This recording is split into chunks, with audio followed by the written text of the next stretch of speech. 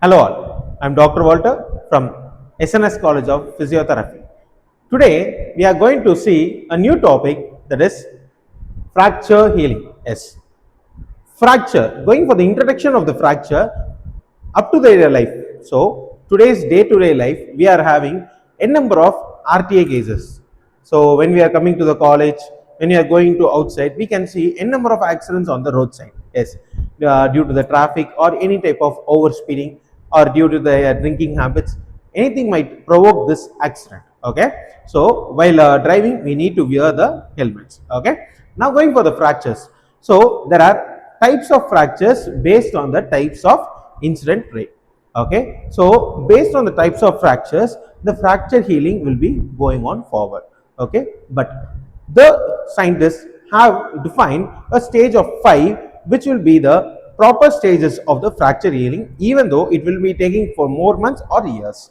Okay, so this fracture healing is comprising of the 5 stages of fracture healing process. The first stage is going for the hematoma formation, which will be taking place around 1 to 7 days. Yes, so what does the type of fracture? We can see a number of types of fracture: the green stack fracture, the comminuted fracture, the spiral fracture, and the oblique fracture. So these types of a number of fractures are there. For every fracture, we'll be having the first stage as a hematoma formation. So this hematoma formation will be taking place for 1 to 7 days. What is the hematoma? So when the fracture has been happened inside the bone, the surrounding surfaces which will be compromising the arteries will burst out. The bleeding will occur. The internal bleeding will occur. So here the bleeding will come to a rest stage and the hematoma will form there. So this type of stage is called the hematoma formation, which will be carried out for the 1 to 7 days. Now going for the second phase, that is the inflammatory stage. As we have learned the inflammation in our pathology class, what is the types of inflammation? Yes, so there are several stages of inflammation. Okay, first one is actually we can see about the pain is the main compromising event for the inflammation process, the redness, the swelling, and all these three things will be happening in the fracture process. So here in this healing stage, the second phase is the inflammation. Actually, it will be considered as the stage 1A or stage 2. Why it is called as stage 1A? Why? Because when the fracture has been happened, it will develop two stages. There is a bleeding, that is a internal bleeding, and associated with the inflammation. Yes, we might have seen if a person is getting a fracture on anywhere of the body, the first stage will be the internal bleeding, the redness. We can see the redness, visible redness, and also the swelling. So these two will be compromising as stage 1 and the stage 1A, but the scientists have developed as stage 2. So how many times it will take? First week, it has mentioned as first week, but this swelling will take up to 24 hours to 72 hours. Okay, so the swelling of that particular area will develop.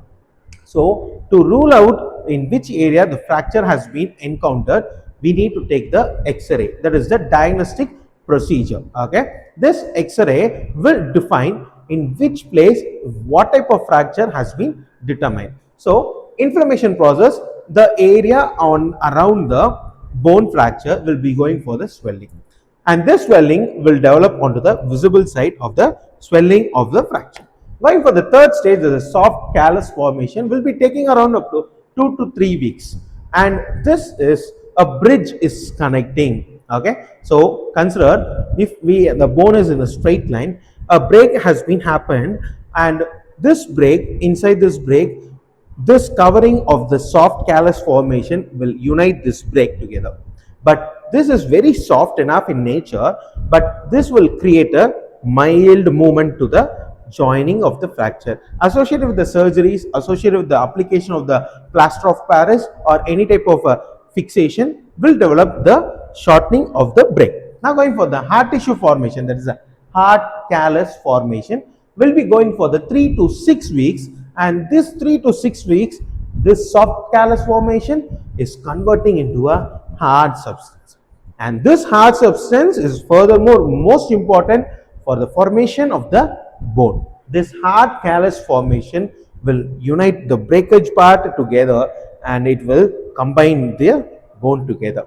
And the last stage is the bone remodeling, will be taking around to the months and years based on the external factors. Now going for the external factors, on which basis does the fracture healing has been postponed?